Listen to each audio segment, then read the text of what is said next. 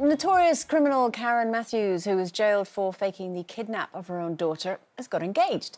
Apparently her future husband. Jane's got a picture of him, haven't you, Jane? There we go. On the front of the Sun this morning, an exclusive picture. There they are. Now, apparently he isn't bothered by her past and he proposed to her over Christmas. Now, obviously, Karen's case is very high profile, but it did get us thinking about when you get into a new relationship, should we all be police checking potential partners for previous crimes? Now, you're quite meticulous, aren't you, Stacey? I mean, you like to check, obviously, with your kids, make sure that the schools they go to, everything is all checked and ticked. But when it comes to partners, is this something that you've ever thought of? Yeah, I mean, I feel like we're much more aware of what we can and can't do nowadays, and I didn't realise that you could even check a potential partner and you could walk into the police station and check for certain things. And absolutely, I would want to know. And now knowing that information and knowing that you can find out these things, I just think, why wouldn't you? Yeah. If there is potential... I mean, if you know, when you're looking at someone like Karen Matthews, yeah, you would want to know if your partner did something like that or the person you're seeing was involved in something so hideous. You would want to know if there'd been previous domestic abuse from that person or sexual offences. I personally would want to know, and I think sometimes if you're meeting somebody out of the blue online that you don't know, that nobody in your circle of friends knows, that nobody in your family knows, that you can't ask for reference from anybody, why not just go and find out? I don't think there's any harm in asking. Do you know, Stacey, listening to you there, it just makes me realise, I mean, obviously I'm a different generation to you. We used to go out with boys and girls and you just think, how the hell am I still alive? Because we didn't have all of this checks and internet, this and that, and searches.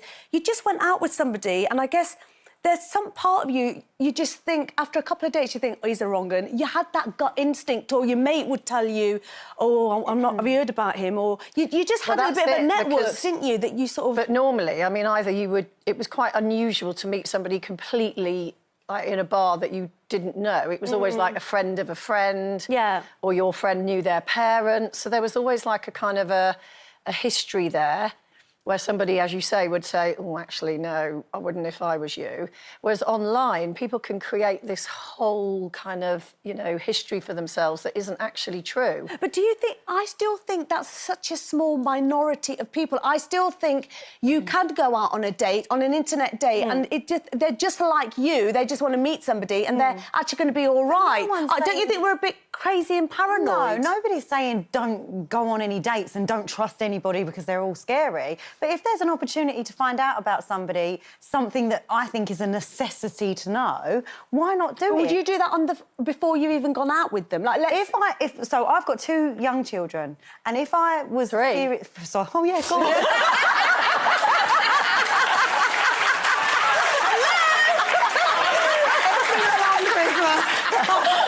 Sorry, Rex. I love that nobody else picked up on it. We just went, I've got 3 young children. We're just edit that bit out. And if I was going to meet a potential partner that I knew nothing about, that I couldn't ask any friends or family about, and I felt like the relationship was going somewhere, I would check them out. OK, so interestingly, so we've got a couple of laws in place now. So Sarah's law, you could use, which allows parents who've got responsibility for young children to ask for checks to be made into people who have access to them. So that's on the back of Sarah Payne. Right.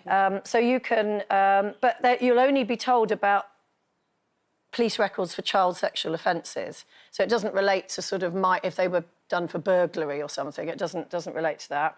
And then you have Clare's law, which is designed to protect people from partners who have a violent past. So you don't need to have children there, but if you suspect that they might have a history of, you know, abuse or whatever with a partner, you have a right to ask, and then the police have a right to tell you if it turns out that that is the case, but only, again, for that offence. I think, why not? You would ask...